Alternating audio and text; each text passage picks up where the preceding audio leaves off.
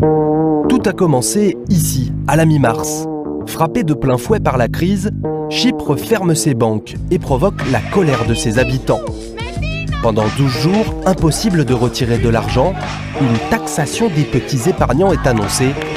Cette pagaille va lancer sur le devant de la scène un personnage quasi inconnu jusque-là, le Bitcoin. Que se passe-t-il avec le Bitcoin pour ceux qui ne connaissent pas? La raison de cette soudaine gloire, l'envolée du cours du Bitcoin, une monnaie virtuelle disponible uniquement sur Internet. Parallèlement à la crise chypriote, de nombreux investisseurs, dont des Russes, y ont vu une valeur refuge, aussi un moyen très pratique pour sortir leur argent des banques de Nicosie. Mais revenons au départ. Le Bitcoin, c'est quoi? Comment fonctionne cette étrange monnaie, née il y a 4 ans des mains d'un Japonais dont on ne connaît que le pseudo et qui pourrait être tout aussi bien, selon certaines sources, un groupe d'étudiants irlandais? Disons-le tout de suite, l'animal est très complexe, mais on peut toutefois retenir quelques points. Bitcoin est un système monétaire fermé, il n'y aura à terme que 21 millions d'unités. Un Bitcoin est une suite unique de chiffres et de lettres, les internautes se les échangent comme on s'envoie un email. Le Bitcoin est une devise convertible.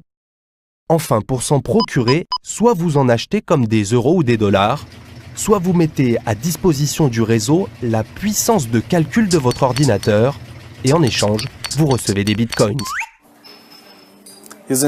Voilà un jeton qui symbolise 25 bitcoins. Au taux de change actuel, ça fait environ 2500 francs. Et la semaine dernière? En tout cas, il y a 2 semaines, c'était à peu près 1000 francs. Qu'est-ce que ça sera la semaine prochaine? Personne ne le sait. Nous sommes à Zurich. Stéphane et Lucius sont des hommes de l'ombre du Bitcoin. Ingénieurs, ils participent depuis les débuts à son développement. Aujourd'hui, alors que l'équivalent de près d'1,5 milliard de francs suisses circule en Bitcoins, ces deux compères ont le sourire. Comme beaucoup de pionniers, ils ont gagné pas mal d'argent. Et avec la crise actuelle, le Bitcoin a, d'après eux, de beaux jours devant lui. Dans Bitcoin, on ne fait pas confiance à une personne en particulier ou au développeur. On fait confiance au code lui-même. Le code, on peut soi-même le consulter. Des centaines de développeurs l'ont déjà fait. Ils ont pu voir que ça fonctionnait. À mon avis, c'est une forme de confiance encore plus forte. On dit d'ailleurs, la confiance, c'est très bien, mais le contrôle, c'est mieux. Moi, l'idée qui me plaît, c'est que la circulation des paiements puisse être libre. C'est un peu comme la liberté d'expression. C'est quelque chose de fondamental. Que l'on puisse garder soi-même sa richesse, la transmettre librement et que l'on soit à l'abri des interventions des États. Signe du succès, on peut désormais acheter des centaines de milliers d'articles sur la toile avec des bitcoins. Des produits électroniques, de l'espace pour héberger un blog ou des données, mais aussi d'autres choses plus surprenantes, comme une voiture, de la bière belge, un voyage, ou encore cette maison vendue par un Canadien. Le potentiel de la monnaie virtuelle, ces gentlemen, venus spécialement de Malte, y croient aussi.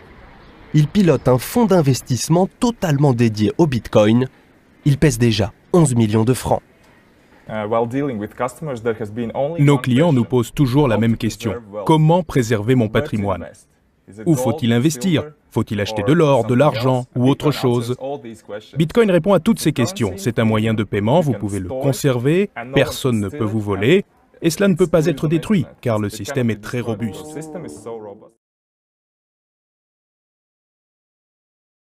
Bonjour Yves, bonjour à tous. Alors ce matin, Rémi, vous nous parlez déjà d'une révolution numérique qui pourrait nous permettre demain de nous passer des banques ou bien d'acheter une maison sans notaire, bref, de faire sans ces intermédiaires. Cette énorme révolution qui pourrait bouleverser nos vies porte un nom, la blockchain. Oui, vous vous souvenez Yves de la première fois que vous avez entendu le mot Internet? Oui. Eh bien, vous vous souviendrez de la première fois que vous avez entendu le mot blockchain, la chaîne de blocs en français. Je me méfie de ces révolutions technologiques qu'on nous annonce toutes les 5 minutes, mais là, tous les experts du numérique le disent, cette révolution de la blockchain est comparable à l'Internet amorcé il y a 26 ans, parce que ce n'est pas une innovation, c'est carrément une nouvelle façon d'échanger entre les hommes. Alors, si ça change nos vies à ce point-là, Rémi, il faut qu'on comprenne comment ça fonctionne. En quoi consiste exactement la blockchain? Alors, depuis des centaines d'années, on est d'accord là-dessus, Yves, on fait des transactions grâce à des tiers, un magasin hier, un site internet aujourd'hui. Eh bien, la blockchain va supprimer ces intermédiaires. Imaginez, sur internet, vous achetez une table à quelqu'un que vous ne connaissez pas, vous lui transférez 200 €. Vous ne passez pas par Amazon ou un autre site, mais votre transaction entre vous et lui va être archivée dans une sorte de gigantesque livre de compte public. Ce livre de compte virtuel n'est pas tenu par Amazon ou un autre acteur du net qui touche une commission, mais collectivement par des milliers de personnes de la chaîne, de la blockchain. Ces milliers d'acteurs valident la transaction et vous disent à vous et aux vendeurs, allez-y, vous êtes fiables tous les deux. Cette grande chaîne réussit un exploit inédit, créer de la confiance entre deux inconnus sans intermédiaire. Mais attendez, si ce registre est public, n'importe quel petit malin peut en modifier les données. Alors non, aucun acteur ne détient ou n'a accès à la totalité de ce livre de compte. En fait, cette blockchain, c'est comme un immense puzzle qui est découpé, disséminé sur des milliers de serveurs. La preuve que vous avez payé ces 200 € contre une table reste dans la blockchain. Les transactions peuvent être consultées mais pas modifiées, car pour que votre vendeur triche, il faudrait qu'il détienne l'ensemble des pièces du puzzle, ce qui est impossible. La blockchain, c'est donc un système de stockage et de transmission d'informations infalsifiables qui supprime les intermédiaires traditionnels. C'est là qu'est le potentiel totalement révolutionnaire. On pourrait se passer des notaires, des compagnies d'assurance, des cartes bleues, etc., etc. Le champ d'application est infini. Vous êtes donc en train de nous dire que les banques qu'on connaît peuvent disparaître et que Google peut lui aussi disparaître. Alors je vous annonce la mort de personne, moi. Mais ces acteurs ont effectivement du souci à se faire et ils cherchent déjà la parade, car certaines expérimentations de blockchain existent. Dans certains pays pauvres, on utilise par exemple le système pour établir des cadastres. La blockchain pourrait vraiment commencer à changer nos vies dans 10 ans. On va effectivement vers une nouvelle forme d'économie qui peut contourner les géants de la Silicon Valley, prédit Gilles Babinet, un des experts français du numérique les plus pointus.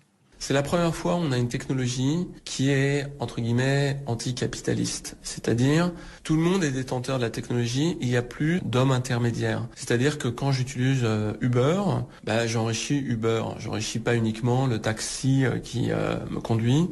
Et là, on peut faire un Uber sans Uber. C'est-à-dire que 100% de l'argent que je vais donner va aller au taxi. Et ça, c'est quelque chose qui est révolutionnaire. On pourrait donc voir une flotte de taxis, Yves, sans Uber et sans entreprise. C'est révolutionnaire au point que Gilles Babinet pense, avec bien d'autres, que l'inventeur anonyme de la blockchain devrait recevoir le prix Nobel. C'est cette technologie qui a permis la création notamment de la monnaie virtuelle Bitcoins. Certains économistes dans le Wall Street Journal ont écrit que depuis 5 siècles, depuis l'invention des banques, la blockchain constitue l'innovation économique la plus importante. Et vous savez, le Wall Street Journal débloque et se déchaîne assez rarement. En tout cas, on va suivre ça d'extrêmement près. Vous étiez le premier, une fois de plus, à nous en parler.